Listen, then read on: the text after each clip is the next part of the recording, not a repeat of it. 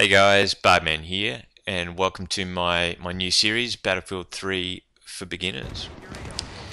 Background to this series is I was new to first-person shooters with Battlefield 3. I'd played Doom way back in the day, but effectively I was a noob coming into the series with Battlefield 3. So I guess I really struggled. I found it quite a frustrating experience.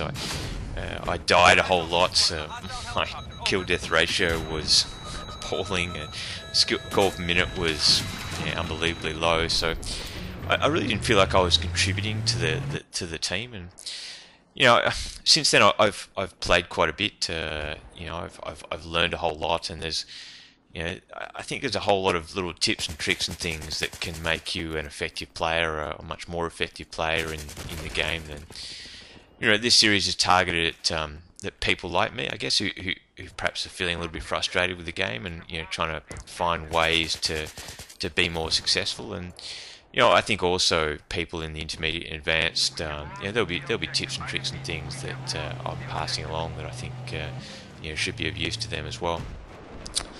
So the way the series is going to run, it'll start off with some of the more fundamental things, and as we move through, we'll get more and more advanced as we go. Anyway, let's kick it off. I hope you enjoy.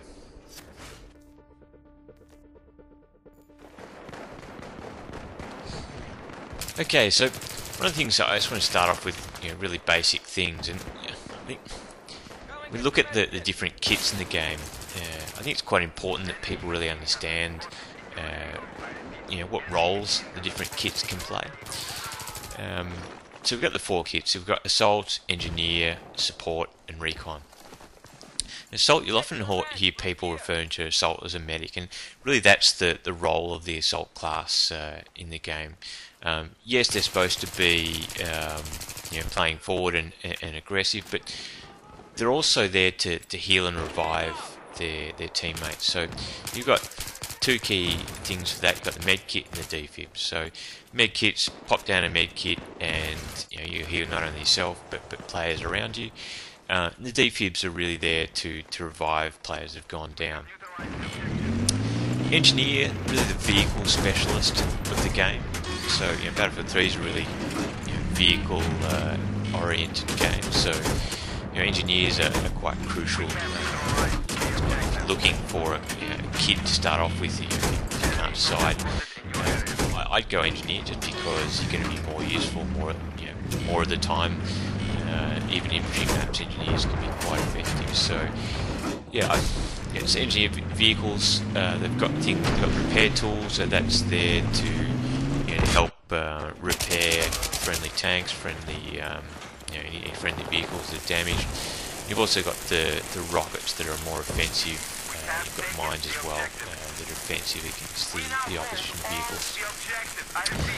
Support, they've got the light machine guns, so really looking to apply suppression, and they're also at the ammo box. So really, I guess they're the ammo guy. If you're really looking for cheap and easy points and looking to make friends with your teammates, support's a good one to go with, because people run out of ammo all the time, and just dropping an ammo box it's just an easy way to get points and also help your team. I think LMGs, they're not necessarily as accurate as the other weapons in the game, but what they do have is really large clip sizes, and that, if you're a beginner, that can actually be quite a useful thing. One of the things I found, I was horrible with my aiming when I started playing, and to be honest, it was still not that great. And the LMGs with their larger clips, they're just a bit more forgiving, because you can just basically hold your finger down on the trigger and strafe away. And okay, you're not necessarily going to be the most get the highest accuracy score, or one of the things we'll talk about later on is how your spread gets affected by holding down the trigger. But again, if you're beginning and you're struggling a little bit, you can't go too wrong with 100 ammo and clip and full trigger down. The last one is Recon, and to be honest, Recon's is the class that I started with, and I wouldn't really recommend it. I think it's actually the most difficult class to be really effective for your team in.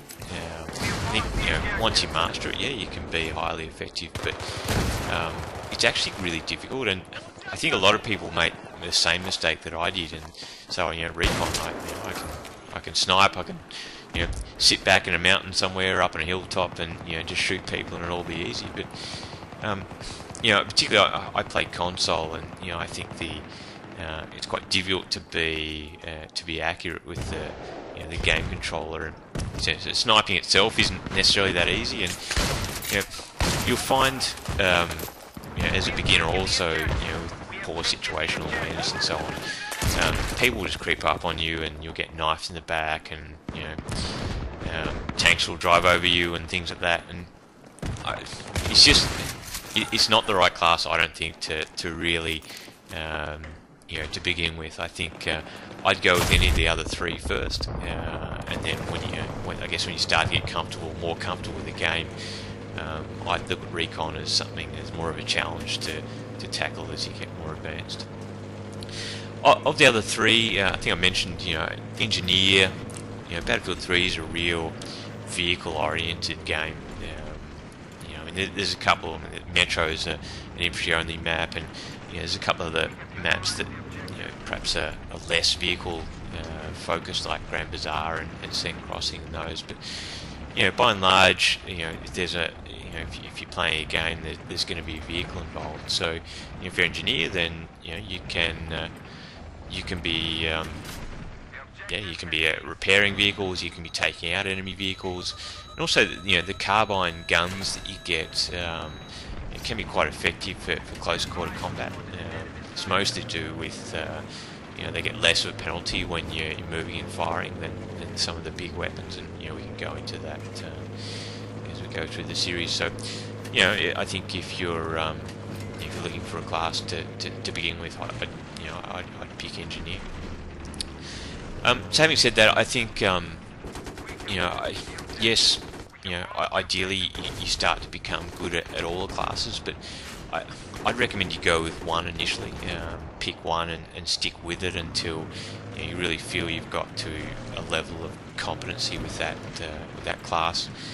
Then it might be time to move on, so that over time you start to build up competency across all of the different classes. So I think if you chop and change quite a bit, you get a little bit confused. You'll think you're one class or the other, and there are different play styles. And I think you'll get into a play style pattern that if you quickly flip to another one, that you'll find you won't be effective, and you might struggle again. The other thing I can suggest is really start to understand your weapons well. All the guns feel a little bit different than each other. It's even within the classes. So assault rifles will all have variations within themselves, and same with the other kits as well. So I think I'd suggest pick a gun and stick with it. And one of the things often with the beginner classes, I think all of them, you have a different gun for the Russians as opposed to the Americans. So as soon as you upgrade to that first universal gun, I'd stick with that gun, because it just means as you change sides from round to round, you can actually play with the one gun round in, round out. You start to become efficient with it. You start to understand how it behaves, and you'll get better and better with it.